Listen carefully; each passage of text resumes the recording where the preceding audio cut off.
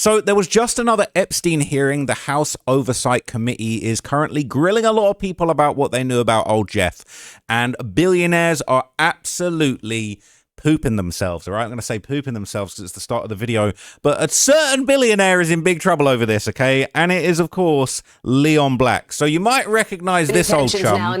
This old fella, Leon Black, all right, he apparently walked out of the testimony early with subpoenas, all right, and basically he was there to testify, but he ended up storming out early. And I'm not going to lie to you, I think this guy's got a lot to answer for. Apparently he gave Epstein like over $100 billion and was just doing allegedly doing all sorts of weird, unexplained stuff with Jeffrey Epstein. And I just think, like, we talked about Bill Gates previously, but these billionaires are crapping their pants just in fear, in abject fear that they are, you know, going to be actually finally facing some justice over this. So look at this, and I'm going to break down all of the nonsense that's been going on at the hearings this past couple of days. Now, in the Epstein investigation on Capitol Hill, Epstein's billionaire business associate Leon Black, whose name appears hundreds of times in the DOJ's files, testifying in what the Oversight Committee chair James Comer has said could be the most groundbreaking deposition yet. But the interview was apparently cut short. Black left within less than an hour after the committee gave him subpoenas. He'd been there voluntarily, ended up leaving, subpoenas in hand. Lawmakers say he wasn't answering their questions, but Black's legal team is calling it political theater. There's no question that as soon as this interview started, that the witness was not going to answer critical questions. They made a premeditated political decision to serve him with subpoenas after less than an hour of questioning. This was nothing more than a planned political stunt. I want to bring in Julie Sirkin, who's following this one for us. Really some drama here on this one. Leon Black's testimony, he may not be the most familiar name to people around the country, but to those who are investigating the Epstein case, he's certainly, somebody they want to talk to. That's why he was brought in. But after, 30, 45, 50 minutes, the chairman of the Oversight Committee, the Republican chair, had subpoenas ready to go, already prepared, and gave them to him.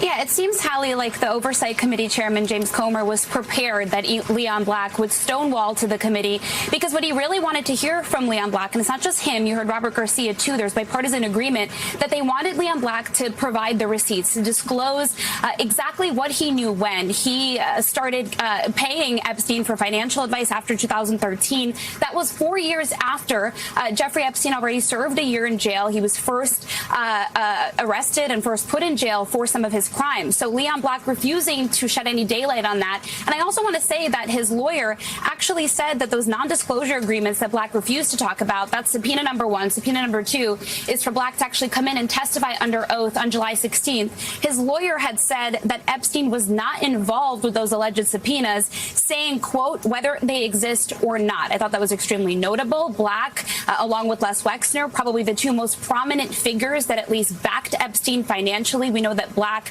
paid Epstein almost $160 million to help him out with some estate troubles that he was in. So this is a big name for the committee to hear from. Robert Garcia, the top Democrat, said that he applauds Comer's move here and said that all of these interviews should really be conducted under oath, which we know many of them are not.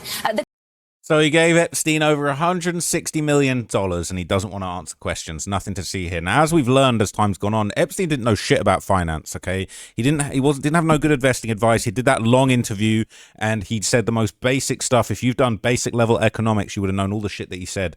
It's nonsense. 160 million for nothing. We know the truth, all right? But for context, Leon Black has claimed for a long time his relationship with Jeffrey Epstein, it was mainly about tax and estate planning services. He must have given him a lot of fucking good advice about his taxes to pay him 160 million. It was a way for us to launder our money internationally. I'll come back to it, but that's basically the excuse that Leon Black gave. Leon Black is genuinely one of the richest men in New York. He was $9 billion net worth, founder of the Apollo Group, one of the largest private equity firms in the world. From 1997 onward, he has a relationship with Jeffrey Epstein to the point where he puts him on the board of the Black Family Foundation. And it eventually comes out between 2012, 2017, he transferred $170 million to Jeffrey Epstein and to Epstein-related accounts his argument, for, quote, tax advice. Now, his argument is that over that 5-year period, he gave him $170 million and saved to the tune of $1 billion. That's what he claims. He claims. Yeah, now, if that is the case, all of us would hire Epstein immediately. Right, that's right. But there's no way to do that legitimately. And also, if you look at all of the paper trail for this, Epstein was not a licensed financial advisor. He was not a licensed tax advice person. He was not somebody who was ever well known in the hedge fund industry. I mean, this is the question about why are these super rich people transferring all of this money to this individual? I'm willing to believe money laundering, but with the Wexner case, I just simply can't get there. Because that Wexner transfer sets Epstein as the king of New York, as the king of New York society. Can I ask one more question before that? Are there any people in finance that look at that transfer and they go, wow, this was a smart financial decision for Wexner? It was a way for us to launder our... No, is the answer to that. He was definitely known in these finance circles, but not for his finance, not for his tax advice. He was known for one thing, being a creep and having the young tings on deck. So during his testimony, Leon Black reportedly refused to answer questions about NDAs involving his own alleged victims, and that's when he stormed out and they hit him with the subpoena. They said, oh yeah, we're going to need to see those NDAs under a legal subpoena. So he is in hot water right now, right? This says Jeffrey, this is the moment, all right? Mr. Black. Wait. So it says Jeffrey Epstein's top client, Leon Black, confidently walks out of his closed-door hearing from the Oversight Committee, which is being conducted by AIPAC-funded members of Congress. Leon Black voluntarily showed up and is not expected to face any further criminal investigation. He's been accused of R-wording and torturing multiple children with Jeffrey Epstein. This is all theater. Let's look at this smug C-U-N tizzle walking out of here. Mr. Black, why would you not answer any questions about the NDAs? Mr. Black's not taking questions. Mr. Black's not taking questions. Miss Eskridge is going to give a statement. Mr. Black's been a very naughty boy. Mr. Black's been a very, very, very naughty boy. And we're going to get him eventually. We're going to need to see the response to those subpoenas, Mr. Black. Do you plan to comply with the subpoenas? Will you comply with the subpoena for July 16th hearings? Are you prepared for the July 17th? Sir, will you Stress. comply with the subpoena that have been issued? Excuse us. Oh, Mr. Black, Mr. Black, Mr. Black. It's not looking too good. So following his abrupt exit, House Oversight Chairman James Comer did issue these subpoenas, and he ordered Black to appear for a deposition and turn over the NDA documents that he refused to talk about. So he's in hot water. He can't lie his way out of this one. All right. We have concluded our first hour, the majority hour of the deposition with Leon Black. I have just issued 2 subpoenas to Mr. Black.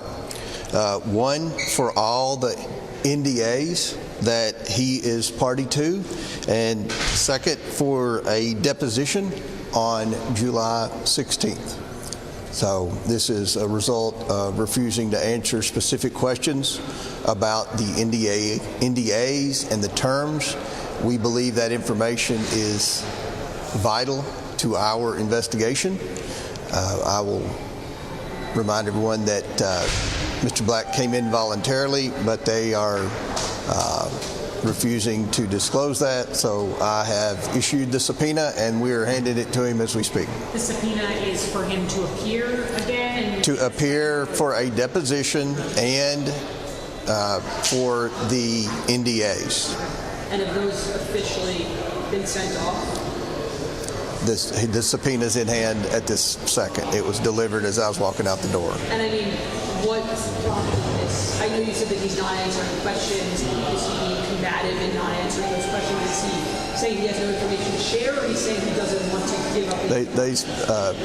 His response was that he wasn't allowed to discuss the terms of the NDAs. Who are these NDAs like between him and one or the other? The NDAs are between him and other women. We want to know, was Jeffrey Epstein involved in the NDAs? Was he involved in writing? Was he involved in awarding funds to the women for the NDAs? What was the reason for the NDAs? We want to know everything about the NDAs. So that's very important to our investigation. So the subpoenas were issued. We expect to see him back here in a few weeks. I mean, do you kind of get the sense that he will answer those questions under oath? Did he indicate that in any way, or Well, I mean, everyone in America is keeping up with this investigation. I don't think it's any secret that we need that information. We've spoken. So they kind of finessed him. They got him in there under his own voluntary decision. And they asked about the NDA. He didn't answer, and they hit him with a subpoena. I said, you're going to have to. We'll see you in a few weeks, chum. All right, so some more details from the testimony going around on Twitter here.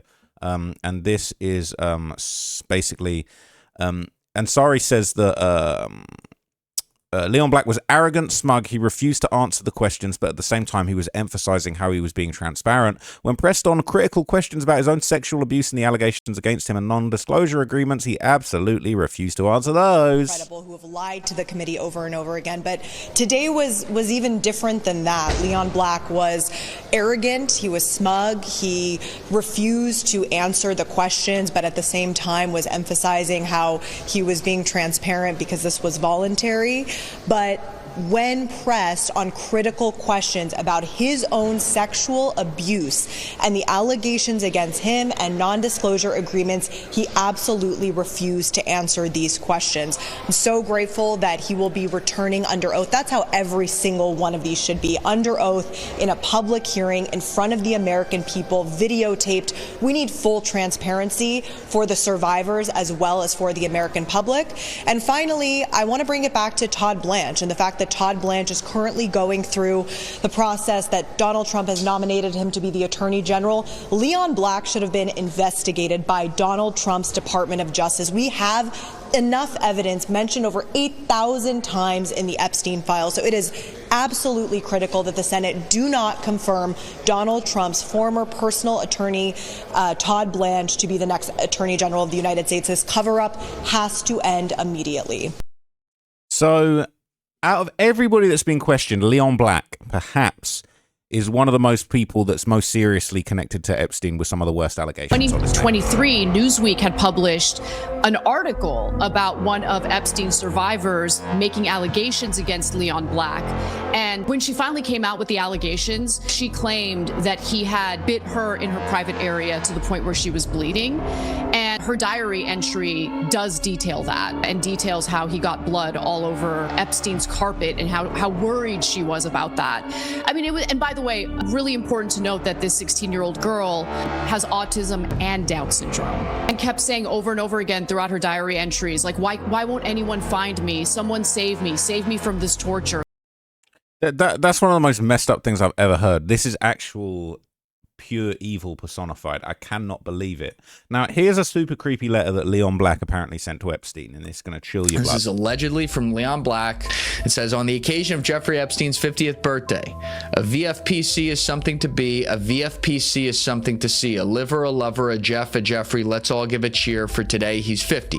5 decades, L, or half century, by birds and by bucks, C's and M's are his key. Blonde, red, or brunette, spread out geographically. With the net of fish, Jeff's now the old man in the sea. This is dark, bro. Teaching math, trading options, or foreign currency, green eye shades, schemes and plans, a unique tax strategy, wet dream and cochinaire, an architect's wild spree, Moscow, Paris, Santa Fe, Alhambra, East Jamboree, Maxwellian delight, a mother's treasure, great joy, and most surely, Harvadian patron, brain researcher for extending wannabe, outrageous, iconoclastic, unconventional, spirit-free, best of all, a dear friend. Happy birthday, Jeffrey. Love and kisses, Leon. And he put an asterisk at the bottom that says Vanity Fair poster child, which is what a VFPC. Didn't know Leon Black had some iambic pentameter in him. Looks clean to me. Yeah, that's a normal thing to send your buddy on his birthday, isn't it? Right? Who else sent Jeffrey Epstein birthday wishes? I can't remember, but Redditors have been reacting to the news of Leon Black refusing to answer questions. All right. Him being issued with 2 subpoenas on the way out of the door. All right. It is absolutely delightful. It says Leon Black was red as a freaking tomato as he was walking by. Why is he blushing? Because he knows he's effed. People saying, how's he effed? He's walking free, has billions. He can move to Argentina like his friends and live the high life among those that share his values. But it says, no, he was just mad or embarrassed. He's being protected like everyone else. What makes you think things have changed? Did you know that guy's still president? Fool guy just got fingered. Comer's going to try and call it a day after Black goes down and pretend that justice was done. Okay. Are they under oath or is this a waste? Maybe the rich can just go F off to a beach now with no justice. It says he will be when he comes back on July 16th. He got served 2 subpoenas by Comer. Mid-testimony, then walked out of the interview. So don't they just ignore subpoenas? I mean, we've watched so many of them lie under oath to Congress, and there have been no legal consequences. People who should have been removed from society due to the damage they caused decades ago are not only free, but in powerful positions. They're saying Comer has a backbone. It'd be a rare sight of a backbone in Congress. But it says, I wish I could forget the things I read about Leon Black. I don't think I ever will. It says, F yeah, now keep that F-word away from staircases and windows till July 16th. I'm not going to lie, he might check out. The way this is going and the way this is looking, I would not be surprised one bit if he mysteriously checked out, all right, in the next few weeks. In the next 2 to 3 weeks, I would not be surprised. It says, what's the angle Comer has going? Hard to believe he would all of a sudden be on board against the wishes of his God. People saying, I agree. He wants to look tough, but there's no way. So is he the fool guy? It says, I've read there's a deep split developing in the Republican Party over the Epstein issue. It seems those who wish to silence the topic and those who want true disclosure, but have been held silent by the president. I don't know the truth. Anyone have any insight? People saying it wouldn't surprise me, especially with the midterms not far away. J.D. Vance wanted to release the files in full, according to the New York Times report, but he kept getting sidelined, so I can only imagine he isn't the only one who feels that way. They've all basically sold their souls anyway, so it really comes down to whatever is going to benefit them in the long run, in my opinion. Vance also says not to trust what you read. In other words, denying the New York Times article, they're all complicit in covering up people whom they feel important to them. Okay? Interesting. NDAs with who? A dead man? Good point. Good point. Throw him in jail until he talks. That's a very interesting point. NDA. Are your NDAs with Jeffrey Epstein? Because if they are, that don't matter. Tell us. Oh, you can't. Oh, they're saying he has to go down as an absolute monster. Lock him up. All right. They're waiting for this witch hunt has gone on for long enough. Trump untruth antisocial post. Once he does that, get ready for the pardons for Maxwell and anyone else actually caught up. I'd be crazy if that happened. Seems like the Fifth Amendment is now a way to absolve yourself and simply walk free. I think I remember it as an admission of guilt. You cannot participate in your own defense, so it's as close to a confession as you can get, yet somehow they just walk out of there without any consequences. The US is not a country of laws anymore, all right? I don't need to read all of that. We know what the Fifth Amendment is all about. Look, I'm going to leave it there, okay? But I think Leon Black is cooked. I think within the next few weeks, we're going to see an update. If he doesn't fall out of a tall window, he might be compelled to testify under oath, and that would be a glorious thing. We want to get to the bottom of these Epstein files. We want everyone to be held accountable, even the people I'm scared of, okay? I'll leave it at that, all right? But I'll see you guys in the next video. It's crazy. Leon Black, soon to be in a pack, potentially, all right, if he's not careful. This guy's got to stay away from high windows. This guy's got how else do they be getting him? A jail cell. Hey, bruh. Leon Black. It's getting black for him for sure. It's getting dark.